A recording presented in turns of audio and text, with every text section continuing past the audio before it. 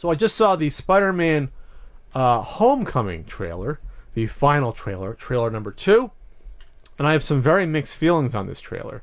Let's first run down what's going on here. So we got Peter in his suit, which sort of conforms to his body, like Marty McFly's clothes in Back to the Future 2. You got the high school angle going on, which I do like the strength of the amount of scenes that you see here. I think one of the problems of the original Spider-Man trilogy with Raimi, well, one, he graduates high school halfway through the first movie. He's already out of there, and I think it's good to have at least one full movie with him in high school, because remember, in Amazing Spider-Man, he didn't graduate until 2.5 years in to the comic before he actually graduated. It was like issue 28, Molten Man. I think it was 28, and he gets beat up, and then he shows up to the graduation with bruises all over his face by getting fists of bronze in his beak. But I like Tom Holland's portrayal. I always said that going back to the Civil War. I always thought he was a very strong choice. He's got the cute little Queen's accent. He's just the right height. Spider-Man's not a big guy. He's not overly muscular. He's like a gymnast. So the quips are still there. I'm not, again, a fan of him having a friend who knows his identity. You can say, yeah, that's how it is in the Ultimate. I get it. I just don't like it. I don't like the fact that off the bat he has, one of the not, it wasn't necessarily an appeal, but one of the alluring parts of the character was, he couldn't tell anyone that he was spectacular. Flash Thompson, the guy that would bully him in high school, loved Spider-Man. So here you have a kid getting bullied by a guy that actually likes who you are, that you're hiding from the world, your alter ego. That's interesting to me. They show him, basically kissing, smooching Liz Allen, who finally makes an appearance in a Spider-Man movie, in the 6th Spider-Man movie. Liz Allen in the comics was a love interest but they never clicked, because Liz Allen in the comics was like the sort of the snobby, you're lower than me, I'll never talk to you, and so in here it looks like they connect. I understand why Tony Stark's in this movie. I understand why Iron Man has, looks like he plays a decent sized part. He's going to be in at least a few scenes.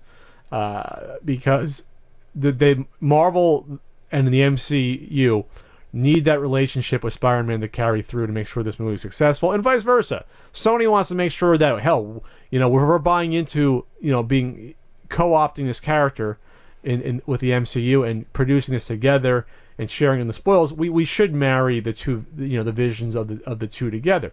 That makes perfect sense, and make sure that the popularity of one benefits the other. Spider-Man is the biggest Marvel character. He should be in movies like Civil War. He should be in Avengers Infinity War. And so Sony wants the benefit of being able to have Iron Man in their movie. Robert Downey Jr. gets a payday. More people will see this. Even though I would argue that Spider-Man regardless would be seen, but yes, more people will see this just because of Iron Man, who's, sort of the face of the MCU for the past, 9 years already. Well, yeah, Iron Man was 2008 already. Wow. That said, specifically, this was not a well put together trailer. It gave away way too much of the plot and beats. You already see that. All right, this would be spoilers from a trailer. We see that it was just one small part of the original teaser. Spider-Man holds together the ship, the ferry that's getting torn apart by a energy blast. But what you didn't see in that first teaser was Iron Man coming to the rescue and helping push it back together, and then basically taking Spider-Man's outfit from him.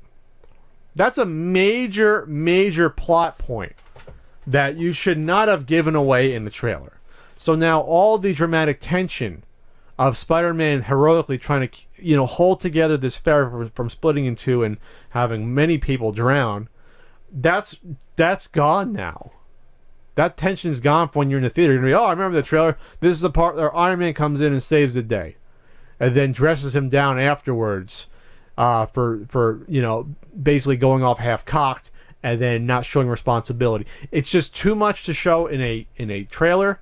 I think you could have gotten away with not, even if you cut out those like 15 seconds of Iron Man helping and then talking, you know, basically saying, what are you doing? I want you to be better than me. You should have gotten rid of those like 15, 20 seconds, and the trailer would have been 10 times better, but it's in there, you know. Then you see him back to his, you know, old costume. So it's unfortunate because when you see a teaser, it's supposed to tease. The trailer is not supposed to give away every plot point of the movie. But it is nice to see more of Michael Keaton as the Vulture. I think that's going to be a great performance. I think Michael Keaton's always been underrated, and it's good to see him sort of get his due as a villain. And the Vulture has been, you know, he was rumored to be a Spider-Man 3 villain. It was supposed to be Vulture and Sandman before they shoehorned Venom in. So that's good. So I'm actually, I still want to see this movie. Honestly, I mean, why wouldn't I? Spider-Man's my favorite superhero. I still want to see this movie, but I wanted to actually see it less now because of this trailer. This trailer, because it gave away major plot points and beats, makes me like, well, I'm not going to have as much fun now. Ian, fortunately, didn't have to be here for me talking about it because Ian heard how much plot was given away and doesn't want to see the trailer. And had I known there was this much plot that was going to be in here, I probably would have erred on the side of, okay, maybe I'm not going to see this either, or at least if I caught it in the theater, I'm not going to run out of the theater. But I can see that this was cut. I mean, this is still a Sony movie. They probably cut this trailer to make sure people saw it. They probably put in as much Iron Man as they possibly freaking could to make sure people go and see it. And I get that. Spider-Man 2 grossly underperformed, which is one of the reasons why they made the deal with Marvel a couple years ago to bring it back together, which we loved on the podcast. We're like, this is the greatest thing ever. I'm almost going to cry. I understand that, but then Sony went, I think, overboard here in cutting this trailer together. You can tell because Marvel's movies, the MCU movies from Marvel Studios, they are not trailers that have given away every plot point. You know, they don't. I mean, hell, in terms of advertising for Civil War, you got like 2 seconds of Spider-Man at the end of the final trailer, and he wasn't in any real marketing either. He wasn't out on the posters. You know, they kept him out of the commercials for the most part. So it's a dramatic sort of a marketing shift of what Marvel Studios has been doing versus this is what I call the hard sell. Not that Spider-Man needs a hard sell. This is definitely a hard sell to see this movie. But you don't really need it, though. You already have, you know, you could have still shown Iron Man. You have a good villain in the Vulture. You have hot Marissa Tomei as Aunt May, which people still can't get over that being in it, which, you know, whatever, it is what it is. And you have a secondary villain like the Shocker showing up. So this is going to probably be a fun movie. I think this is probably going to be Spider-Man 2 is not necessarily a masterpiece, but Spider-Man 2, the original from like 13 years ago already, is a very, very, very, very good movie, despite its flaws here and there, like Aunt May being the one that gets, you know, captured by Dr. Octopus after the bank robbery. It's like convenience, and then you have to deal with every single movie. Really, 3 movies in a row, really. You have Mary Jane being accosted by the villain and being kidnapped every fucking movie. Can we get away from that, please? So I'm hoping, and the same thing with the Amazing Spider-Man movies. Well, hopefully we get away from that here, you know, where Spider-Man's girlfriend doesn't have to be involved with the climax of the film, you know, every fucking movie. So I have faith that it's not going to happen here because Marvel Studios is guiding the way here.